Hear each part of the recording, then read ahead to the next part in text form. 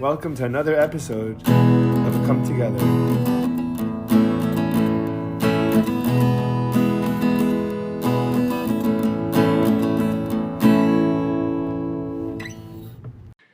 Dr. Sokol-Katz, welcome. Thank you so much for meeting with me today. I really appreciate it. How are you? I'm doing well, thank you. Good. So, you want to tell me just a little bit about who you are, a little bit about yourself, and we could dive in from there. What you do here at University of Miami? Sure. So I am officially the Director of Undergraduate Studies for the Department of Sociology and Criminology, and I also teach full-time. Mm-hmm. I teach sociology of drug abuse, juvenile delinquency, and I run the internship program. Wow. And running the internship program, that's where students come together and you help them, you kind of broker them with internships or help them find internships? I do help them find internships because that is really the most ideal way to get introduced into the field of Sure. their choice. I have a lot of students who are pre-law, Mm-hmm. and we know there's no major for pre-law, Sure. but the most important thing is to have experience in the field and Definitely. working maybe for a state attorney's office, public defender's office. Mm-hmm. When I was in college, I was a creative writing and literature major, which is pretty useless for the most part. Although I loved it. It was a lot of fun, and I find that it helped me learn to express myself in ways that extend far beyond just the professional world. I find that it made me really, really thoughtful, really communicative, and then helped me really be in touch with my emotions and my head, where I am. And when I was talking to family and a lot of my family has had a lot of success in the professional world, whether it's banking or real estate or whatever it is, and I asked them, what do you recommend for a guy like me? And they say, well, honestly, internships are the best way to get your foot in the door. Like, at the end of the day, it's about your experience and it's about what you know, it's about what you learned. And like what you just said, the fact that, yeah, okay, your creative writing degree is a little different, but if you show 3 solid, summers or semesters of experience, with internships, then you should be totally fine. Yes. My problem at the time was that I didn't know what I wanted to intern in, and so I ended up doing 3 or 4 different internships in different industries, and then it ended up just making a bigger mess, than I think I needed to necessarily make for myself. Are these internships throughout the semester, or are they over the summer? So they're on the semester, like during the semester, and we also recognize that sometimes what you expect to be your future career may not be, and you figure that out once you're in an internship. So we allow you to take the course twice Oh, for each nice. 3-credit course. Really? So, yeah, I've had a student who interned for the police and realized, hey, this isn't what I want. This isn't what I had expected. Sure. So, various places. It's really up to the student to obtain placement, but I help them. Yeah, that's awesome. That's really cool. And so what's the actual class like? We only meet as a class 3 times. It's not Nice. So this is Wow. after you've taken the Sure. courses you need to take. Okay. And I recommend doing this in your junior and senior years. So you Yeah. have your supervisor available to write a letter of recommendation for you. Mm-hmm. But again, you're applying. Our intention is for you to apply what you've learned in our classroom into the field. Sure, into the real world. Yeah, in the real world. Yes, that's right. We love that real world. Right? Can you tell me the difference between? Can you explain sociology? If you were just water it down to people. Yeah, I mean, we're studying society, like Sure. sociology, and there are just so many areas, and a lot of times people aren't familiar with what sociology is, but they're familiar with like a Sect of it. Sect of it, primarily criminology. So we were originally just the Department of Sociology. Criminology really gained in popularity. Sure. A lot of pre-law, students interested in the criminal justice system. But that's just one segment. So if you've ever taken Introduction to Sociology, there's like a chapter on deviance, Sure. right? And I'm very much interested in deviance and understanding what leads to it. And I was able to study that for my dissertation. I'm interested in juvenile, so I was able to understand what leads to. Can you tell me a little bit about that? Sure. Yeah, tell me about what have you studied that leads to delinquency or not? Okay. So I have to start off the class to say that most kids experiment and test the limits. Sure. And it's human nature, I feel like. And some kids are more likely to get caught, and some kids are more likely, if they are caught, to be brought into the system. Whereas other kids, will never become involved in the system. Right. Even if we know a lot of kids do the same types of problem behavior. I know what's very important is the family, having an advocate, and some many children don't have those resources. Sure. So it's really important for us as a society to provide them the importance of the school, Right. the importance of after-school programs. Mm-hmm. It's just, I can't even emphasize the import, because hopefully the teachers can recognize if a student is suffering and not having.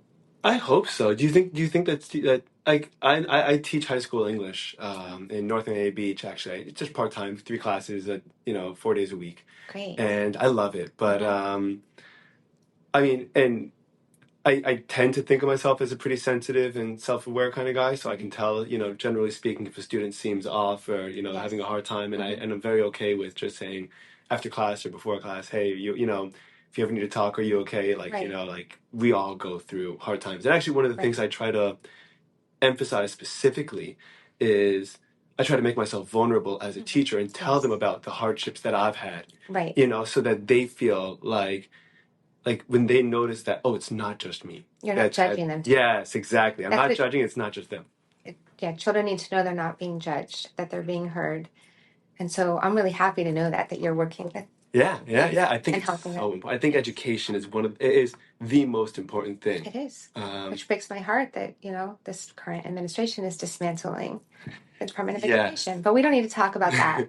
Yes. I'll get upset. No, it's a yes. Yeah. I don't want to get upset. We'll avoid any upsetting topics. Yeah. Yes, any politics, sure. I totally, yeah. But I do, when I teach, I do talk about policy all the time. Sure. And making a difference, especially with regards to juveniles and drug abuse. My goal is always to remove stigma and to not judge. So that's actually one of the points I actually had written down over here. How do you think to remove stigma, what does it take to remove stigma behind something? Like, I know there was a stigma forever behind going to therapy. Yes. Right? And now we've embraced it, and now normalized. Yeah, and now we have, and I mean, I've heard, I don't know if I necessarily agree. I've heard the argument that we have too much of it, or yeah. There can never be too much of a good thing if it's a good thing. If it's a good thing. Because not every therapist is good and has a positive impact. But as a sociologist, I'm very aware of just the changing norms over time. Yeah. And so you just described one, and I'm really happy that it's not a big deal to say I have a therapist. I go to a therapist. I'm happy that you're comfortable saying that, because when I was younger, that wasn't the norm. And, I used to talk about with family members as kids going to a talking doctor. They weren't a talking doctor and trying to just... That's what they call it? That's what I called it. That's what I called it. Wow. Yeah, and it's a doctor you go to talk to help you. So there's absolutely a need. And unfortunately, some juveniles who are most in need won't even meet a therapist until they're incarcerated. Yes. And I'm not going to say it's too late, because it's never too late. And we know that. That's why we created the juvenile justice system, because kids can be reformed, rehabilitated, but they need help. Yes. But even, the youngest child may have been influenced by a parent that wasn't sending the right messages. Sure. It's okay to break the law, or siblings. So I like to just start off by saying it could be anyone. Anyone's a step away doing one wrong thing to ruining their life. That's why we need to have advocates, and we need to have... I think about that a lot. I think about that quite often, especially because, and I'm embarrassed to say this, but I look at my phone more than I should when I'm driving, and my dad told me, he's like, you should put up just a camera in your car. You have to show it to anyone, he goes, and then look back after just a drive to the supermarket and see how much time you spend on your phone. And then think about how 1 second could just change everything. That's really smart. That's a great idea. Yeah. It's really smart. But so what does it take to change a stigma? How does that happen? Okay. So just like the norms changing over time, and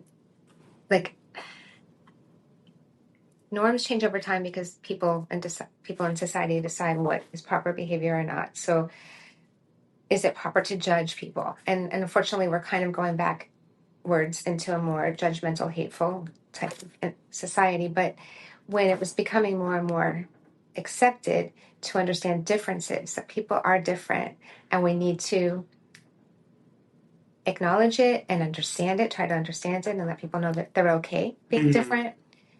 And so the more that we said that it's okay if you're different, we slowly were removing stigmas. Yeah. There are certain things that people felt comfortable with themselves if they were different, because they knew that more and more people were saying, hey, I know someone like that, or I'm like that. Mm-hmm. So it could be something like a learning, I don't want to even use the word disability, because that's a social construct. Yes. It's different, needing different learning modalities Sure. to learn the same material. It was really stigmatized when you were younger to Mm-hmm. think, I need to go to that special class. I need another special teacher, therapist to I've talk been to me. there. Whereas now, I can't tell you how many of my students have letters of accommodation to give them extended time, letting them take my classes. And, so I'm giving you an example of something that has been sort of destigmatized, but it took time, changing norms, people in society to understand this isn't a bad thing. So that's why, like, for me, when I teach juvenile delinquency, I want to put a face to it. I partner with the residential facility, kids who are in this system. So my students are meeting these kids and Really? understanding. Yeah. Where is it? Here in Miami? It's called Miami Youth Academy. Mm-hmm. It's in Kendall. Okay. And I grew up in Kendall. I never knew this place existed, and it's just, it's called it's non-secure, but it is secure. You can't get in there, they can't get out. Mm-hmm. But it doesn't have high barbed wire, Sure. and it's for low-level offenders. Gotcha. And they even are able to earn their way to come to our campus. Wow. It's awesome. And it's such a great opportunity. It's the opposite of Scared Straight. We're talking about stigma, right? Yes. Do you know what Scared Straight was? It was that program where they would take kids to a high-level maximum security facility, and the inmates would yell at these kids, and you're going to end up like where we are. That doesn't work. It totally doesn't work. And if anything, these kids are self-identifying and thinking, well, I have to be powerful like that. And it even looked powerful. Mm-hmm. But when we bring them to UM, they're like, oh, college, that's what college is, and these are college students, and they're not so different from me. Mm-hmm. And we have, common tastes in music and, goals in life. Sure. And it's really a beautiful thing. Yeah. I've been doing this for many years. Mm-hmm. I can't tell you how impactful it's been on my students and the kids in the program. For sure. Mm-hmm. For sure. Yeah, there's a beautiful, I was reading a book by a guy named Josh Whiteskin. He's a famous, he was originally a chess prodigy as a child, and then he became a martial artist, and then he became a water sport aficionado, foiling and surfing and stuff like that. And one of the things that he talks a lot about is the fact that aggression feeds on aggression, but if you just pull away, then there's nothing it's almost like lighting a match and then just letting it go out, and a lot of times when we respond strongly, mm-hmm. it fuels the flame, it's like adding kindling to the match instead of just letting it go out on its own. And I have to work very, very, very hard, especially as a parent of a 2-year-old, where if my kid does, my kid broke my favorite beer glass the other day. It was a Guinness glass, and I got, and I didn't even drink beer out of it. I drink water and seltzer out of it primarily. I just like it. Mm-hmm. And he threw his bottle, and it fell off the counter and shattered into a million pieces. And I look, and I just take a breath, and I was like, it's just a glass. I'm sorry, it stings. And 5 years ago, 10 years ago, I don't know how I would have been, what are you doing? And I really try very hard not to, but I work very, very hard mm-hmm. to kind of pull back and not educate out of a place of fear. Mm-hmm. If I have to get my students' attention, I'll raise my voice, mm-hmm. and then I'll smile and then the second, so the change in tone will surprise them, mm-hmm. right? And then they'll stop for a second, mm-hmm. and then the room will go quiet, and I'll sit there and I'll smile, like, "Got you guys," and just to let them know that I'm not angry. I'm not. My job as a teacher, as an educator, isn't to scare you guys into submission. It's to work with you. It's to help you grow. It's to help you develop. Sure. So I guess there's a lot of common ground between those two areas. Yeah, definitely. So the criminology program developed because there was so much interest in it. Yes, it was always a major, and it wasn't originally. Sociology was the major. Sociologist major. It was always like it was a class. Concentration or whatever. It was concentration. Mm-hmm. Absolutely, it was a concentration. And then it was a very popular class always. And once the numbers and students are interested, then we provided that. And so this university went to you. Did they go to you and say, "Hey, we want you to help run the undergrad department"? How did that happen? Okay, yes. Or we can avoid the topic if you prefer. No, I'm just trying to think about, okay, it's been a long time. Okay, we're back. Sorry about that. Yes. So, how long you been here? How long you been at the university? Well, Okay. you told me you were 3 generations of University of Miami. 6. Okay, so I don't know if this needs to go in. Okay. So I transferred to the University of Miami in 1985. Okay. As an undergraduate because I had a boyfriend at the time who got into law school. Mm-hmm. So he was, I went to my original university. My dad grew up in Miami around that same time. On Miami Beach. He grew up at 43rd and Pine Tree Drive. Oh, right there. It's very nice area. Yeah. I've always lived like kind of where I live now, and I had a boyfriend at the time who was at Tulane, and I wanted to be close to him. And Tulane's in New Orleans. Right. Mm-hmm. So That's I lived great. there for 3 years. I loved it, and then he got into law school at UM, and I came home with him, and then that didn't work out. So, but I transferred, and then I was a psych major at Tulane. You need a minor at UM. We hadn't needed that at that time at Tulane. Now they do, but Okay. so I started taking sociology courses, and I loved it. I loved them, and the chair at the time, or an associate chair, invited me to stay on for their master's program. I was actually enrolled at Bayer University for the MSW degree, and he convinced me to stay. How do you do that? Just said how important. Stipend. Stipend. Okay. There you go. Okay, nothing speaks better than that. I already loved what I was learning, and he was so encouraging and just made me feel really good. You know, and so I'm like, why would I want to leave here and then have to drive all the way to me? That's far from me. Sure. Yeah. And Barry's in Boca? No, no, it's just like North Miami. Not even North. It's not even North Miami. It's just north. Okay. Way north for me. Okay. Would it probably? I don't know. And it's far. And just the thought of this person admiring me in this university offering me a stipend, and thinking, okay, sure, I'll just start with my master's in sociology, and I loved it, and I really loved the crim side of it, but we didn't have a PhD in criminology at the time, so I was told I could stay on for my PhD and study delinquency and deviance because it fell under sociology. So I did. Wow. Yeah. So that's the next best thing. It was wonderful. Yeah. I loved it. And then I got married while I was getting my PhD, which was still all fine. And then I got pregnant. And the original chairs were not happy. Not the one that offered me the full scholarship and all, but I was kind of marginalized. Really? You felt that way? Oh, I was. Yeah. I was left off some papers. And really? Yeah. Wow. I was considered, I could tell that I was a disappointment to them. Whoa. I have a colleague who is still here who was in criminology. He really was a mentor to me and helped motivate me to finish. And I published with him on delinquency. Wow.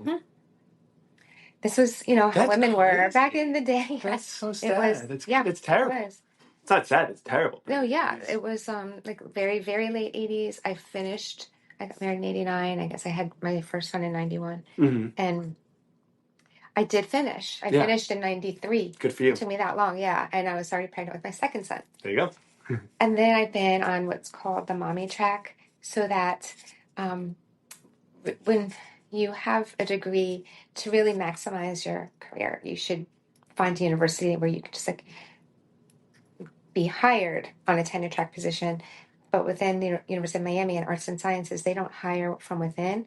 So for tenure track, so they wanted me to teach. I had been teaching. They wanted me to remain with the department, but I just, I was just teaching on non-tenure track position, and they asked me to become eventually director of undergraduate studies because I was very familiar with this department. I mean, I know how well respected and regarded I am throughout even the College of Arts and Sciences. Yeah, I've received awards for my teaching and for my philosophy of like the civic engagement and going beyond the book. Yeah. And that's what I do in my classes. It's awesome. We need that. Yes. So I have been here a really long time. Yeah. Wow. Yeah. Wow. What's changed around you? What are some of the most significant changes? Well. Or maybe what's changed? I can even ask on change. Suntan U. I don't know if you knew that. No. Yes. Really? Suntan U? My parents went. It's such a great name. It was called Suntan U.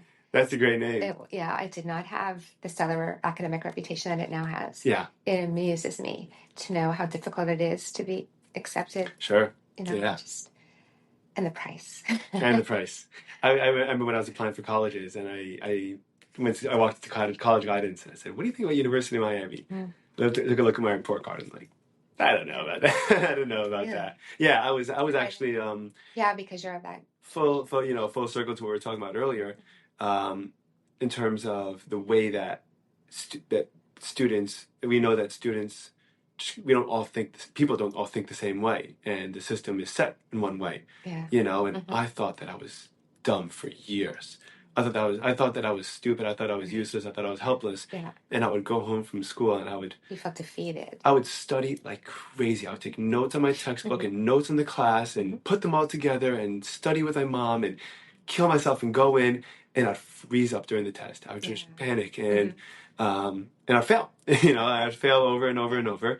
And I thought, and my mom always told me, "You're smart. You're smart." And I'm like, "Listen, you're never going to tell me that you're dumb. Your kid is dumb. You're never going to tell me your oldest kid. I'm the oldest. Like, you're never going to tell me your oldest kid is dumb. Come on, mom. But come on, look at scoreboard is the expression in basketball. Look at the scoreboard. I mean, end of the day, I'm putting all this work in. I'm not getting any results. There's obviously a disconnect. And only when, actually, the first time I realized that I could do it was my first sociology class, which was, I went to community college for a semester. And it turns out that, I walk in and there's it's a Jewish teacher, keep out like mine. And it was such an amazing class, such an interesting class. I loved it. And I was doing well in the class. And one of the things I noticed was that I was far more eloquent and articulate on paper than in a test. And I was like, maybe I'm not dumb. Maybe I could do this whole college thing. I don't know how to do it, but that just planted, that was the first opportunity I had to plant the seeds for maybe there's a system in which maybe I'm not an idiot. Maybe just the way that I'm not built for this, and I have to make my own path and make my own way. You can learn, but it may be a different modality. Totally. You're capable of. Totally. Yeah. And I've been actually trying to figure out how I learned my whole life. Right. I compensated without being diagnosed with something, maybe. Yeah. I actually, because I think when I was in high school, we tried, my mom tried taking me to a couple of people to diagnose, and they like, it seems like a regular person, it seems like and they try to give me some tools to maybe handle stress during tests. I don't know. I never got to the bottom of it. I know that I tend to get overwhelmed with a lot of steps and processes. Right. So if you I was going to say processing. Yes. Because that is what it. Well, not processing, processes. Yes. So for example, if you told me, here's a list of 10 things that you need that's required to pass this course, I'd look at the list of 10 things, get overwhelmed, and say I can't do it. Okay. And quit. As opposed to if you told me week 1 is this, okay, done. Right. Week 2, I could do that too. Yeah. No problem. And the way that I learn is taking individual small steps one at a time, and then going through that. Yeah, that's a strategy, and that's what I meant by the processing. But there's so many things that have been realized since I first had my kids tested, where they would say, "Oh, ADD," and like, no, that wasn't what it was, and then it actually was a form of processing. Really? But it's something that we learned about later with science. That's why science is so important. They can't cut funding for science. Knowledge is power. Definitely. And for every child. Definitely. And I'm really happy that you were able to succeed, with having that. I'm trying to. I'm not there yet. Well, it's a work in progress. Well, you're successful. You're married. You have kids. You're good. I guess so. Yeah. I mean, I guess it all depends on the yardsticks that we're using. Yes. That's also another thing, reframing these yardsticks. Right. Which is really important. Yeah.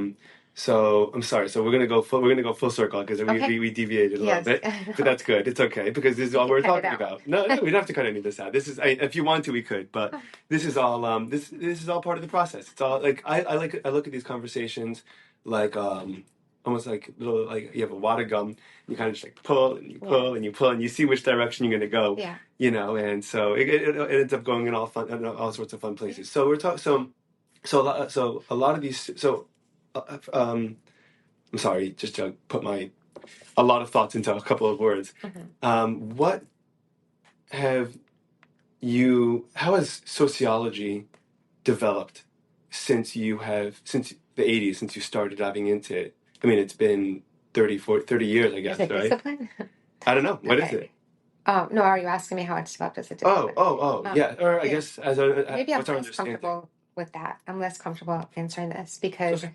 I am a sociologist. I've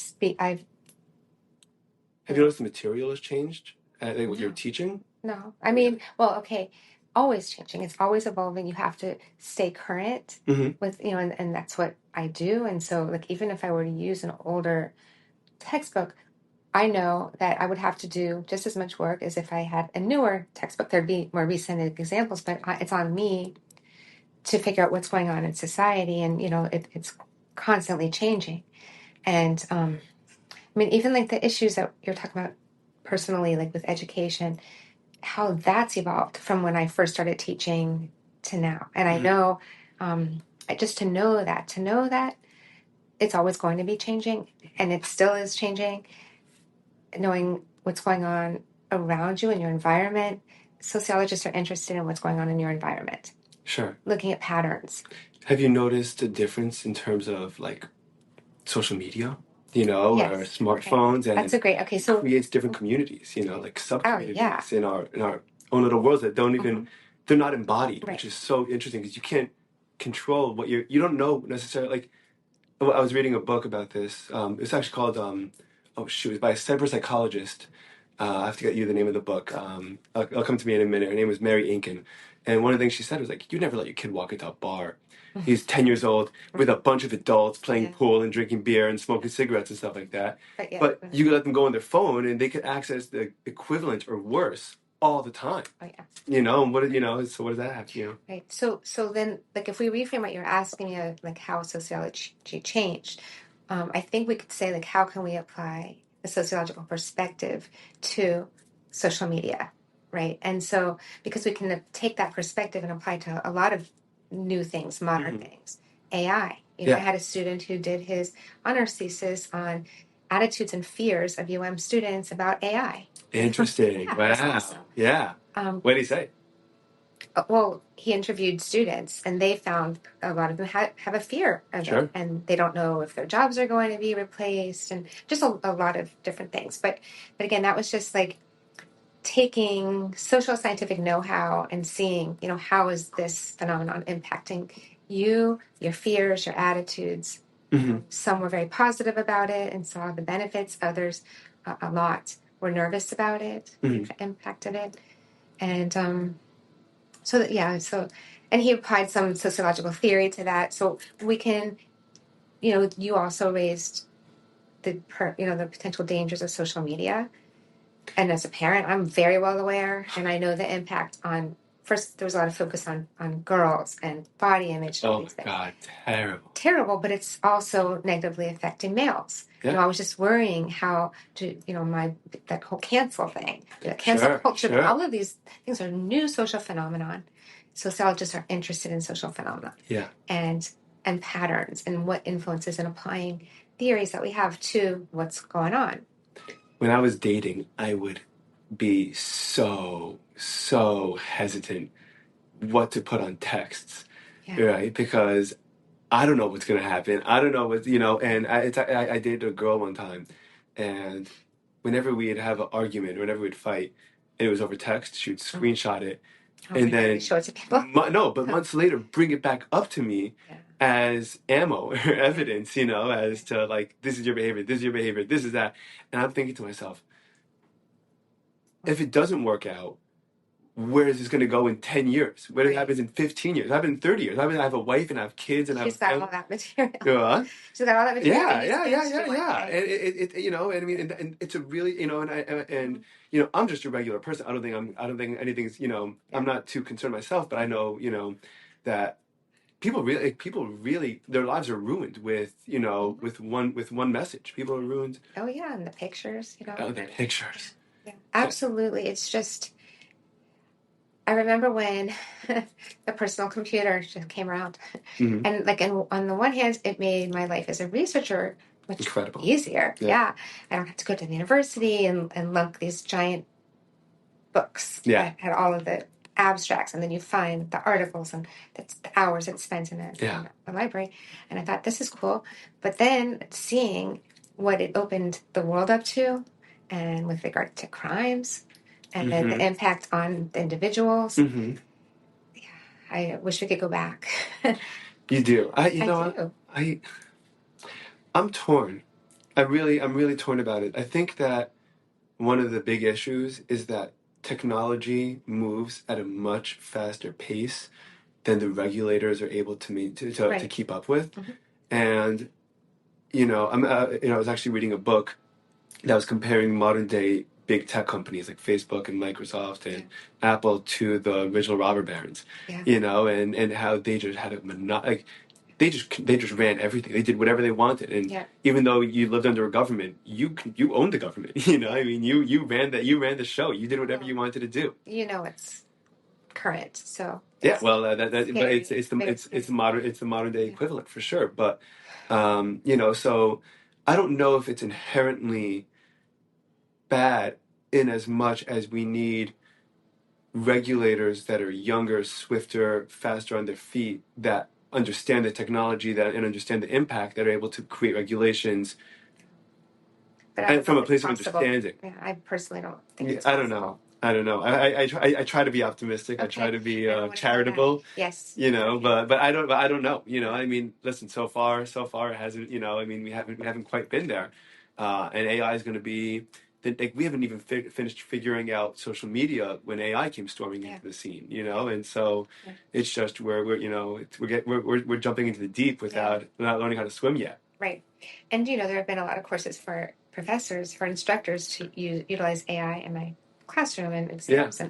Do you? No. No. I refuse. You're going to write your answers in front of me. Mm-hmm. I'm going to read them. We're going to talk. Mm-hmm. I'm going to watch you write. Yeah. That's me. I have a predicament all the time as an English teacher, because I'm like, Yes. I know that by the time my students are in college, writing a 5-paragraph essay is going to be a useless skill. Talk into it. ChatGPT is going to do it for them. Yes, but for their minds. Yes, exactly. So what I emphasize in the class is your ability to articulate your ideas and get what's bumbling around in your head out into words. Yeah. And also comprehension. Auditory comprehension has fallen off. I'll say 2 sentences to them. Can you just say what I said back to you? Right. They are 2 words. Yeah. It's interesting. I don't quite know what it is. Well, so I'll have the students submit reaction papers, short, cool. even just if it's a paragraph, Mm-hmm. to what we just experienced, when we're interacting with these kids from that program.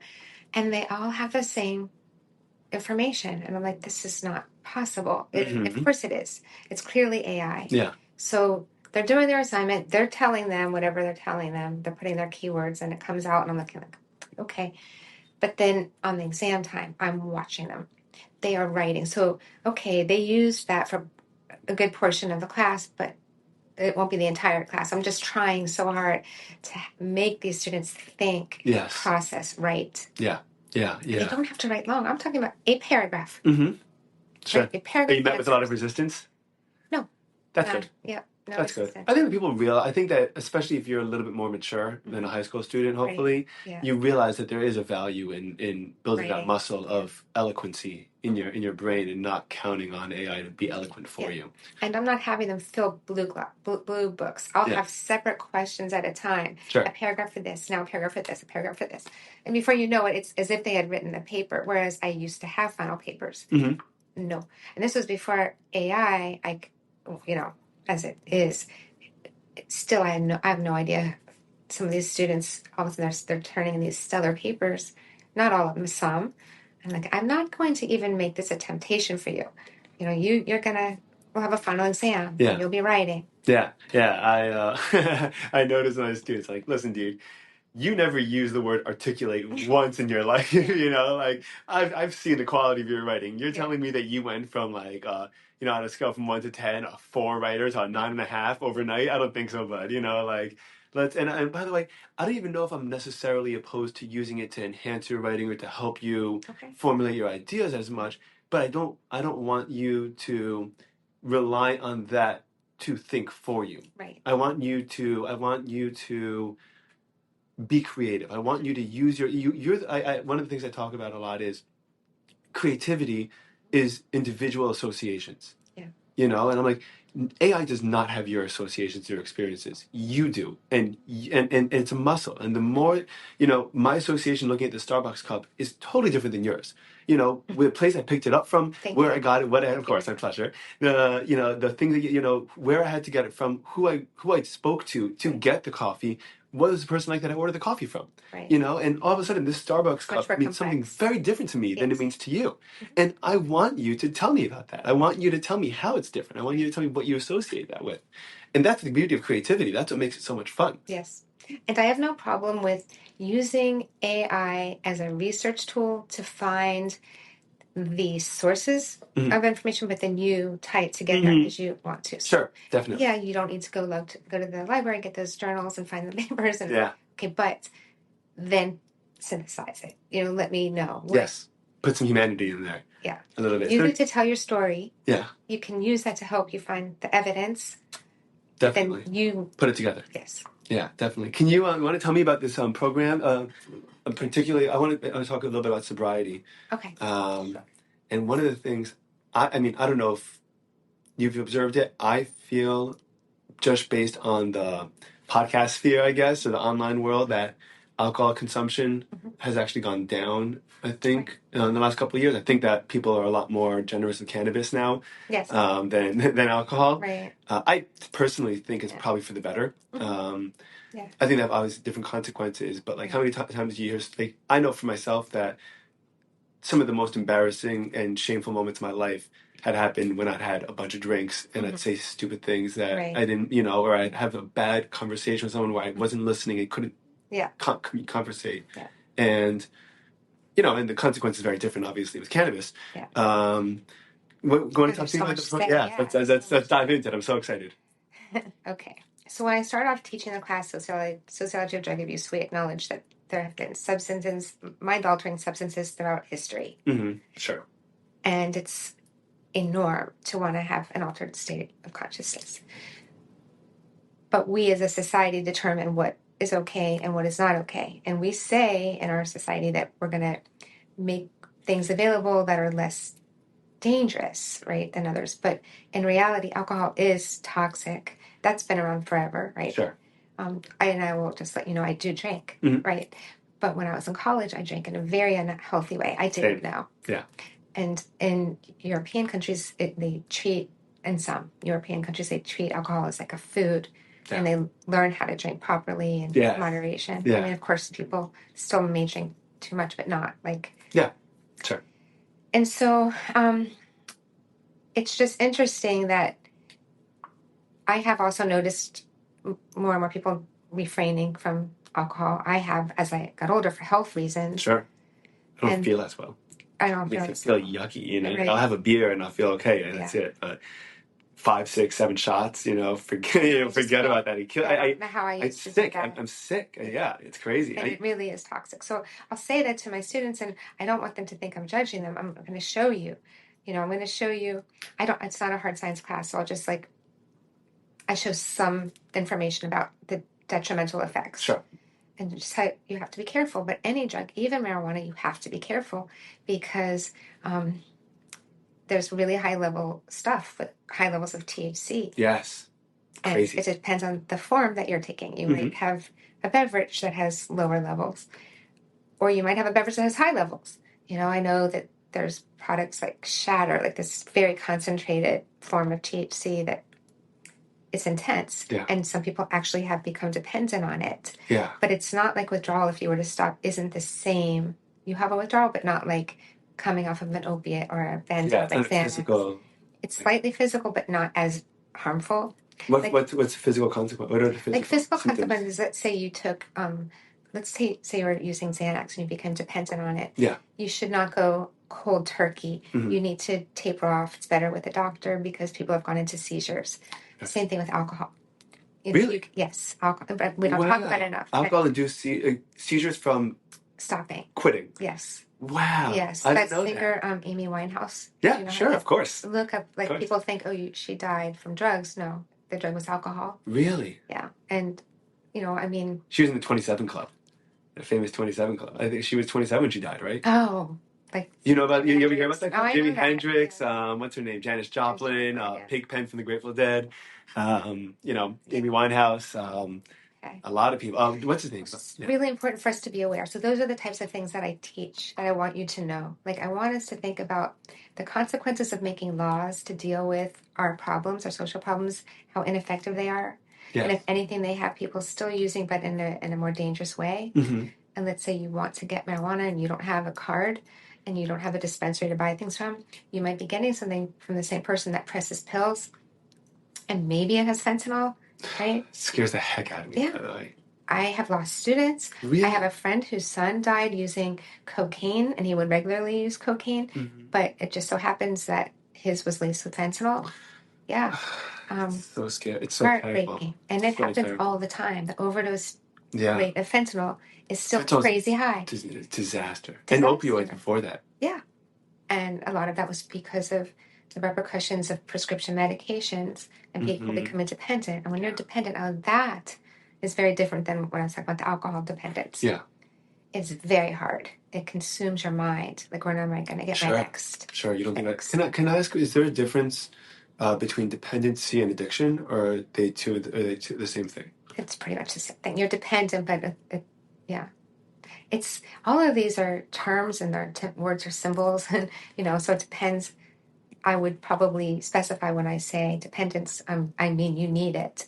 So you're addicted to it. But then again, I could think of people who are dependent on sleeping medications. Right? They need it to sleep. Doesn't mean they're addicted. Right. That's right. Yeah. So that's what I was asking about. Yeah, so no, we're not talking about the same thing. So we always should preface what we're talking about. Yeah, it's important. And there's like you said, that there's a big difference with that. Yeah, like you depend on a drink when you go out for social reasons. Sure. But are you addicted? Right. No. Right. So I guess it's there's dependency is kind of linked with a particular association or act, and then addiction is kind of all across the board, just full blown. Okay, so we can say addiction, your body is depending on it. Okay. And will suffer withdrawals without it. We can say that. But the thing is, there are psychological dependence. Sure. Like pornography. Okay. That's pornography, or the alcohol that you think you need before you go on a date. Yeah. Or, so it's like these are words that are socially constructed. And when I use it, it might be different than when you use it. Just like you said about Starbucks, how you feel. Right? So I'm saying that as a researcher, I would have to specify this is what I mean. Right. It's like a variable. Yeah. When I use this word, I mean this. Okay. So right now, when we say dependency, what do you mean? And when you say addiction, what do you mean? Or are you saying that they're the same? Well, they can be. They can be. But so I can say when people are dependent on their opiate use, they need it or they're going to suffer withdrawals, right? But then we could also say the psychological dependence, like I said. So we have, like, for example, like some of the consequences is could be like irritability or inability to focus on anything except for that particular thing, right? So there's different types of dependence. Yeah. You dependent on an ADHD medication, right? You're dependent on it, but are you addicted to it? I don't know. Right. So if I were to say I'm going to go to class and I have a very hard time sitting still, I'm going to take my whatever Adderall or whatever, and then I don't feel the urge or desire to take Adderall when I'm not going to class. I don't need it to. But some people do, and some people abuse. So there's a difference between use, misuse. Misusing that Adderall, realizing, well, I needed it for school, for class. I want to take more so I can stay up all night and go to the club. Yeah. And maybe I'll crush it, snort it, right? Because a lot of students do that because then they get a high and they keep going. And so the thing is that I'm trying to show you is like there's just so many different terms, and I don't want to just give you an absolute because it's going to depend on the situation. Gotcha. It's all relative. Setting. Yeah. Mindset. Why are you taking these drugs? Are you celebrating, or are you depressed? Or you're studying? what's the situation? Where are you doing it? And what's your mindset? These are really important from the sociological perspective.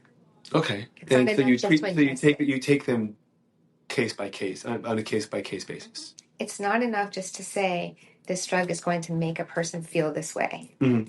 Like, just the physical, Yeah.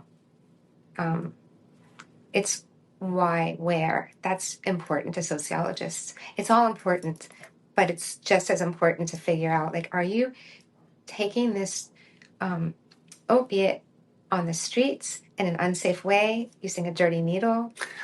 Or are you that's taking that same drug at your parents' house in the basement or something, in a safer way that's going to, impact you and your experience? And So, okay, so now let's go back to sobriety. So, yeah, so yeah, we're trying to, so people have always been dependent on,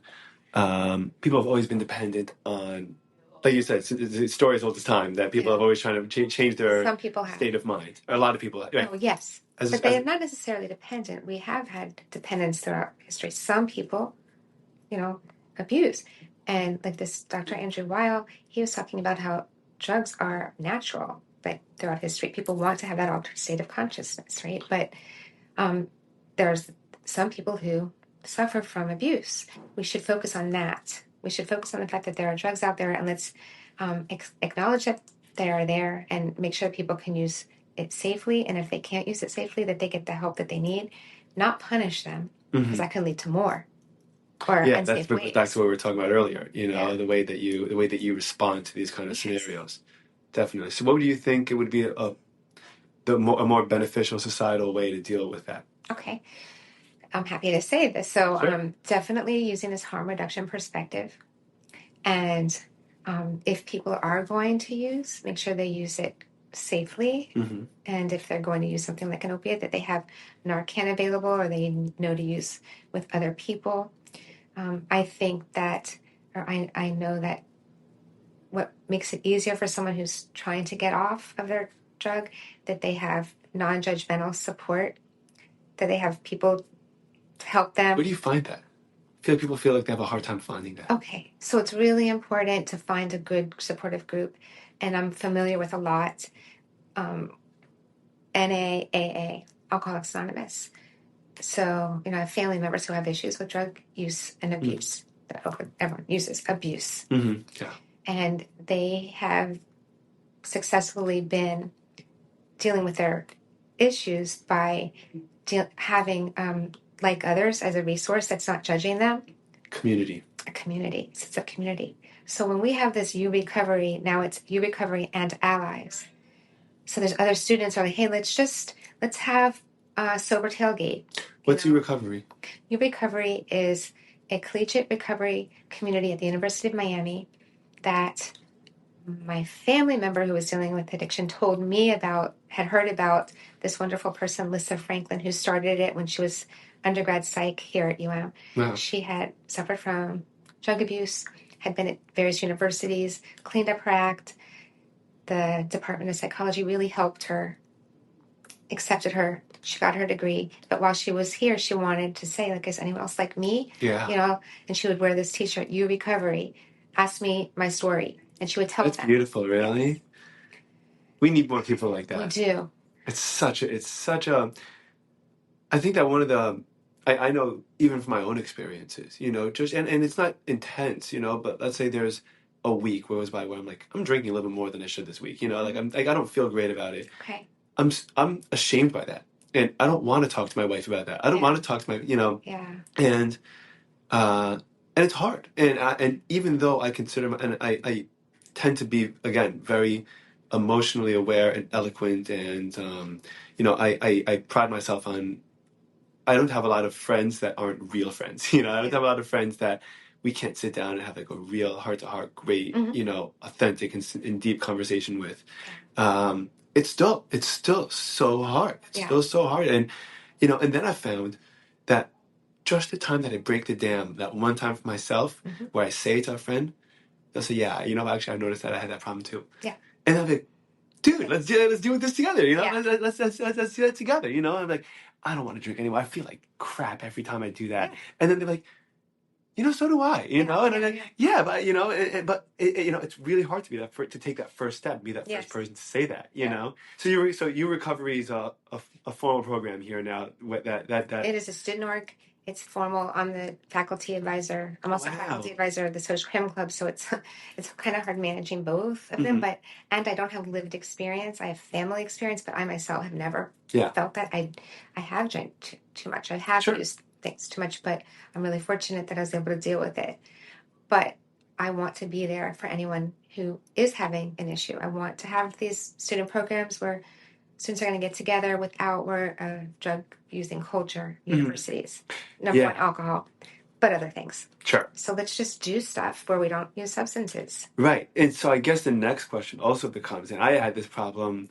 For the first time in a decade, I took a month off drinking a couple months ago, Okay. and I did not know what to do with my free. I didn't know. I usually I love craft beer, right? I love going to these Yeah. little craft Right. breweries, especially 'cause South Florida has so many Yeah. great ones around. Yes. And the culture is wonderful. The Yeah. people are great. It's Yeah. fun. Yes. It's friendly, Yeah. and I have friends that are just like my beer friend. Right. And they're Right. great people. Yeah. Actually, I did 3 podcasts with different Uh-huh. brewery owners Yeah. throughout South Florida. They have non-alcoholic beers, Yeah, yeah, I know, I Yeah. know, I know, I know. And you could stay there with them Sure, but and one of the have things I fun with thought the about the whole music. time, like, what do I do with myself? Right. And I had That's to what I'm come saying. up That's with a way. creative. I had to come up with creative. But I feel like a lot of people, one of the struggles that they have is they associate. A lot of people work very hard. Yeah. A lot of people, whether you're a student, whether you're just a new graduate, whether you have a lot more responsibility now that you've made your way up the ladder a little bit,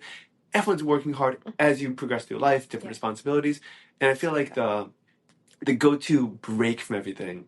So let's grab a drink. Let's go to a bar. Whatever it is. And I guess in addition to community, part of community is also activities and Yes. also something to do to change the pace. Yeah. And so do you find that does your recovery focus on That's what they're starting to do social now is trying to activities? have more social activities. Right. It was raising awareness, trying to help make sure we have drug testing kits and Narcan and stuff. It's like we're all over the place. Where really we should just be a place that is a resource for students who are having problems, Mhm. just not using or just trying to have a social situation Do where they don't students do have to use. outreach? Like, I know that a lot of times students won't choose to walk through the door, Right. But a lot of times if you We do come up to tabling. someone, yeah, tabling, right? They do Just tabling. tabling and yeah. And So how does that's that work? helped us. It has helped us get students. Yeah. But so like there'll be a semester where we'll have a great strong core group and we'll watch videos, vignettes, we'll talk about things, and then those students graduate. So this has been many years that we've been doing this. And sometimes we'll find ourselves with only allies. Most of the time it is only allies, but they just want to be there. And then every so often we'll get a few students. Like this semester, we have a few students who just want to do something else. But, for instance, where you live in Hollywood, they have these outdoor concerts all the time. Sure, at the beach, right? Yeah. Amazing. Go to those. I love those. And just band shell. There's a band shell with Yeah, great yeah. concerts. Yeah, that's right It's outside right by it, Margaritaville. yes. Yeah. And then also we were talking about like within our religion, drinking is promoted. Sure. So let's say pass 4 cups of wine. Yes. So I'm really happy that we've already got our grape juice because my son also went through that month of, just wanting to be clean. Break, yeah. And so we were drinking the grape juice for Shabbat, and realizing, what, I like this. Tastes good, feel just as good, and it serves its function. So it's like you need to find like more groups that are fine with that. Let's just have grape juice together. Mm-hmm. Or just being comfortable enough with yourself that I have grape juice, you have wine. Yeah. Because again, I've got the siblings who have issues. And so they going through AA, NA, they learn how to be with others who are using and still being clean. Yeah. One of the things also I was actually wanted to ask you your thoughts on is, I don't know, I feel like, and maybe this is just, literary portrayal or, whatever that, or even in films and movies and stuff, that, someone's sober, and they go to meetings and they're completely cut drinking or drugs or whatever out of their lives. and then they have a relapse and they fall off the wagon and they go all the way to the other end of the spectrum. Yeah. Do you think it'd be better to encourage like almost like what you said about Europeans, how they just learn to like treat it Use like an money. art. Yeah, to just so instead of telling people all or nothing. Yeah. Oh, right. I don't believe in all or nothing. Okay. But some groups do. AA does. Mm-hmm. It's all or nothing, and the reason they do is because of so many people relapsing. But there are plenty of people who maybe they were addicted to this drug and they can do a little bit of that drug, like alcohol or marijuana. Marijuana has been very helpful for a lot of people. The most commonly used drugs to help people with addiction are nicotine and coffee. Wait, nicotine and caffeine. Those are the two drugs. Yeah. They're really helpful. They're really helpful. Because, well, I know that nicotine is probably like the oral fixation, I guess, oral fixation. And coffee is the same thing. It gives you a beverage, gives you something to add. Yeah. And one of the things I noticed was that it was funny because I was talking to my dad. I was like, how come the 80s and the 90s had all these like weird hand movements and all the dancing, and nowadays you don't have that? And I'm like, and I realized that people don't know what to do with their hands a lot of times. We need something in our hands, in social settings. You're nervous, you don't know what to do, you don't know what to do with your hands. And, there was a show I used to watch, How I Met Your Mother. It was very cute. And one of the things that they used to, one of the guys in one scene, he was trying to act normal. He's like, so he's like, okay, sit in the booth, act normal. What I usually do with my hands, like, I don't know what to do. They're all sweaty, they're all weird. Like, do I put them on my lap? Do I wear them on my shoulder? What do I do with them? And, and I feel like a lot of this is just like when we are, I think that part of what people enjoy about not being completely sober is that it kind of lowers our guard a little bit and lets us feel a little bit more loose. Lowers your inhibition. In our inhibitions, yeah. Which also it's one of the theories to explain criminal behavior. Because you've totally lowered your inhibitions. And for some people who commit crimes, they're like, well, I wouldn't have done that if I wasn't. Oh, interesting. Blame it on the alcohol. Have you noticed, is there a big correlation between crimes and crimes being done on... Yes, but this is the thing that I talk about with my students. Yes, there's a correlation, but we know it's not causal because most people who use those substances do not commit crime. Sure. But some people, when they use it, they do. Maybe some people are more likely to. There's other things going on, the influence of why they're using, and. Do you see that? Do you notice that? Following the stigma train as time goes on, do you think that the stigma towards sobriety is going to change, and the way that we look at people that don't choose to consume alcohol or other forms of drugs? Yeah. Do you, again, the same way as therapy, it took 20, 30 years, but but at least it happened. Right. I think that actually, I probably think that I was talking to a doctor yesterday. Actually, he said that COVID was it really pushed therapy over in a good way, over the edge, because he's like, online. Everyone is like, I'm home, I'm isolated, I'm anxious, I'm depressed, I don't know what to do. Everyone feels that way, and like that's like we let's all try to figure it out. And but also the ability to meet by Zoom meetings or online. Sure. But I also found that during COVID, I abused far more alcohol than. Oh yeah, that was a norm. That was also the other thing, it kind of went both because you were just locked in, you weren't going anywhere, and alcohol sales went up through the roof. They did through the roof. Yeah, that was not particularly healthy. I don't think a particularly healthy point in time, and and you kind of have that trade off of like people becoming aware, but I think sometimes you have to like really hit a low, and I don't mean to. I don't mean it in like a judgmental or condescending way, but like you have to say, "Whoa, I shouldn't be doing that much. I need to talk to someone about that. I need to get some help with this." And then that goes to destigmatizing. Yeah. So sociologists are definitely interested in what's going on in the environment that influences behavior, and what happened with COVID and people being shut in. That we know that helps explain why the use went up, the alcohol use went up, and other drugs, and the issues that kids face, and help them deal with their, the damaged emotions of what they're experiencing. Yeah, I'm really curious what we're going to see out of the generation of kids that missed a couple of years of embodied experiences. And we can almost observe how important or not they are. Academically, it's been big. Yeah. Kids missing the in-person instruction. Like, their parents were asked to teach their children or make sure that their kids teachers are trying to teach on Zoom. on Zoom. Teachers hated that. But not only that, not everyone had access to computers and spotty internet, and kids lost precious time. Yeah. And so there are a lot of scenarios where, especially kids without computers, or out without internet, because it's expensive, and going to Starbucks or places to try to, stay. Did they do that? Up. I guess People more did. college students, but I'm talking. No, kids too. Kids? Mm-hmm, they did. Really? Parents would try to find internet for their kids. Mm-hmm. Not talking about affluent areas. Sure. Yeah. And it's just, I'm really interested too as a sociologist to see. I feel that we're going to see many more negative effects. I mean, it's crazy to imagine. It's almost been 5 years, since COVID broke out. So I guess 2 or 3 years since the shutdowns stopped. Yeah.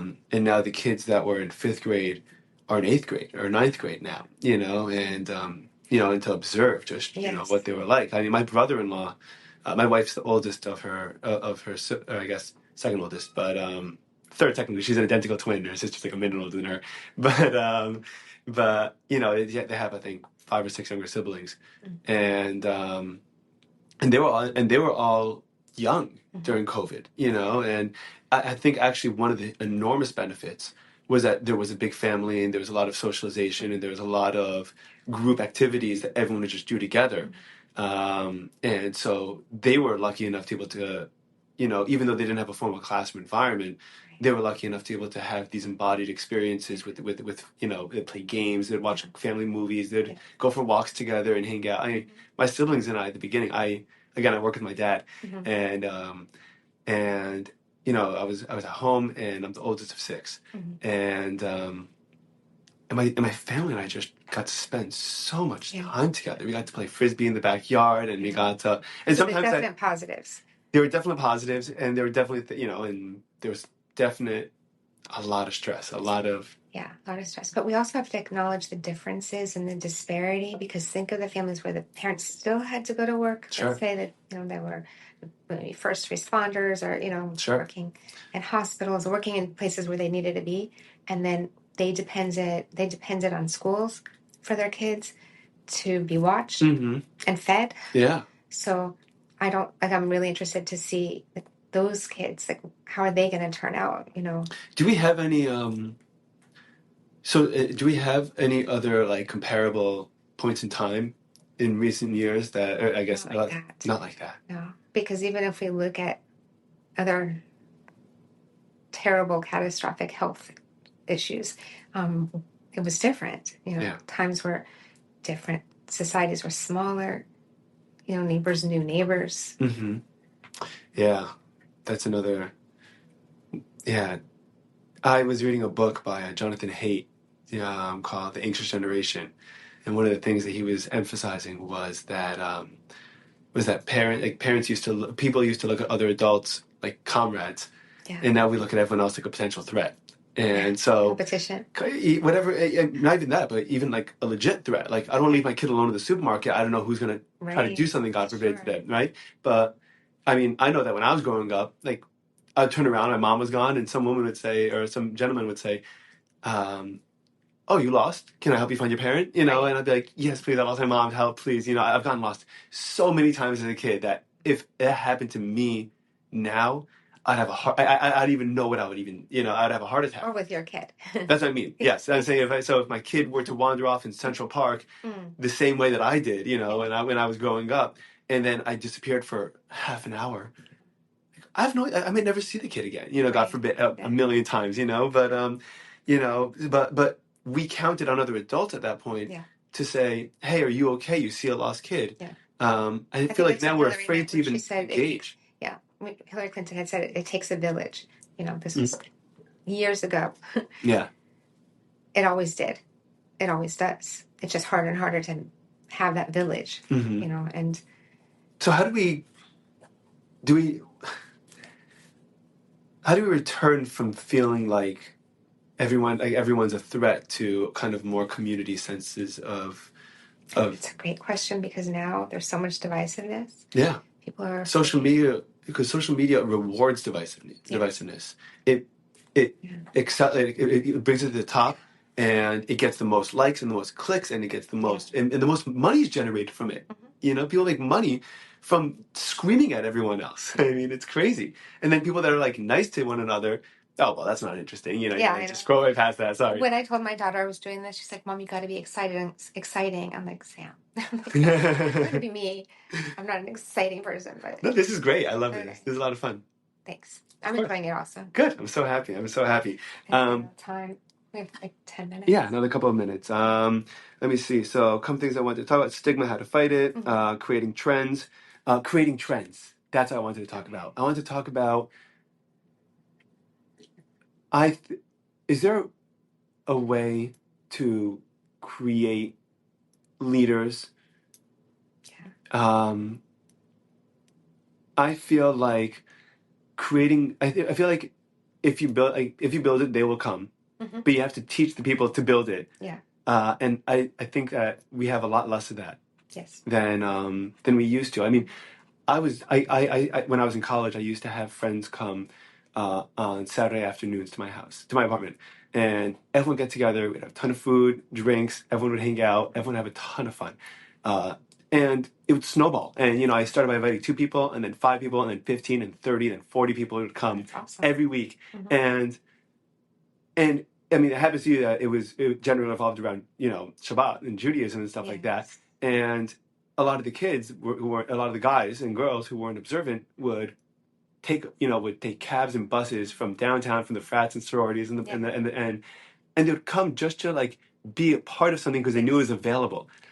It's so important. I know, like for my son who lives in New York right now, feeling really uncomfortable, as I had described to you, having those friends, it means everything. Yeah. Friends. And so what I try to do here at UM with the student organizations and spread the word, having tabling, I teach about important things that the governor may not be happy about me. Okay. I teach facts. Right. I don't make them up. Sure. I teach facts, and I'll tell you what the reality is.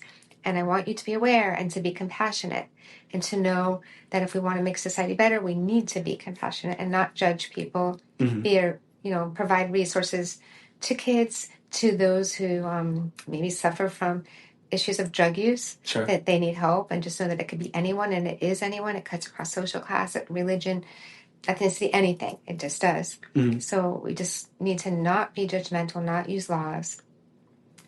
I think just lead by example. So one of the things that happened to me was when I graduated college, I went from being this social butterfly, I guess, in college, to working for my dad, and like the real world hits you really hard because all of a sudden people don't have as much time. It's really hard to, and I remember I had a teacher call me one time and said, just because you leave, because you had such a big impact on a lot of people in school, just because you're not in school anymore doesn't mean you shouldn't still keep on doing that. Yeah. And I was like, yeah. It never occurred to me, but I feel like as a society we have to encourage, like, it's amazing that we do it in college, but college and schools lend themselves to community, and working as an accountant at KPMG does not as much. Right. Maybe, and by the way, maybe I'm wrong. I hope I'm wrong. I would love for that to be the case where there is community, and I just don't. I missed it. No, but sometimes it's like finding your group of people who have like interests, whether it is religion, a sport team, a community. Sure. It's really easier to do when you're in college, just to find those things. Yeah. So you have to make more of a concerted effort, but it's possible. I feel like you have a really dynamic personality, so you're going to be fine. Yeah, well, I'm not worried about myself. I'm worried about everybody else. I'm worried about the people that I mean, and I noticed. I wasn't sure if you were asking me. Sure. No. How do people? I'm asking. Yeah, how do people? As what would you recommend? You think? So I know that with others who have dealt with issues of drug use, they have a very tight community, but not everyone's in it. I just know if you could get in the AA network. At AA and NA, you go to the meetings and people know each other and they help each other. It's so important, that sense of community that they have. Sure. And run-of-the-mill people that don't necessarily have those issues. But like men, like there's a loneliness epidemic now Oh yes. that men have. Okay. Everyone, of course, but I know that men like Right. and actually Scott Galloway. I don't know if you ever listen to his work, to his podcast, or read his books. I've heard, yeah. But he's been talking for a long time about how what men are lost now because we're not expected. We thought forever we're expected to be the caretakers, and that's really shifted, especially before 30.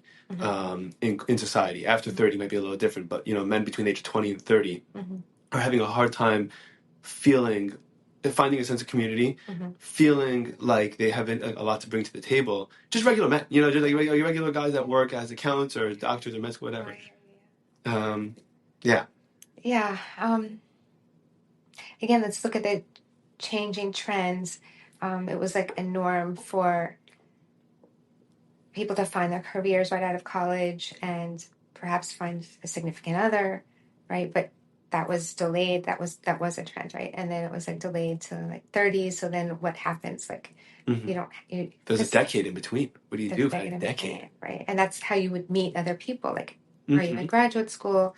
Are you do you have children in a community? Like, yeah. So without that, how do you find others? Yeah. And that and that's what I'm curious about. I mean, I think that if we can try to find that, I think that people try to substitute it with like social media groups or online groups. I don't know if it necessarily does the same thing as an embodied experience, like meeting up. You could have a gym, like totally. Do a sport. Yeah, I started doing jiu-jitsu a month ago, and I'm getting the crap beat out of me all the time. My son did Muay Thai. Oh yeah. My now daughter-in-law first moved to Charlotte, or when they were at East Carolina, at one of the universities they were at. They got into that. That was a group. You make friends. You find like others. And I found friends immediately. And everyone was so. I walk in, the first thing that happens, and these are tough-looking people, at the end of the day, and because they're stronger than me and they beat me up on a regular basis and whatever, and they're the nicest people in the world. And there's actually one experience I just had. I don't like to feel like I'm being condescended to, generally speaking, and so we were practicing, and this guy who was a little overweight, a little, and probably a foot shorter than I am. He was like, okay, we're gonna spar. And he just kind of sat down and put his back to me. And I was like, come on, man, stand up and face me, like, let's do this properly. You don't have to do that for me. And the coach was like, hey, man, hey. He goes, he's been doing this for 10 years. You're doing this for 2 weeks. Yeah. He's trying to help you. We're all just trying to help each other get better over here. He's not trying to put you down. He's not trying to be mean. We're trying to help each other grow over here. Okay. And I was like, I'm so sorry. I'm so used to like, and like, I'm not used to this kind of environment that promotes warmth and building one another up. Usually it's competition as to who could be the best, and you're trying to put everyone else down. Yeah. And so interesting. I thought that was really one of the more impactful, beautiful moments. I keep on going now, but part of the reason I keep going, even though I'm always in pain, is for the community. Right. It's really amazing. Yeah. So you're going to tell me about that place because I'm going to know. Like I know we have 3 minutes. Yes. And I'm a student. Definitely. Do you want to call it here? Should you wrap up? Okay. Let's wrap up. Thank you so much for making the time. I really, really appreciate it. This is so much fun, and I really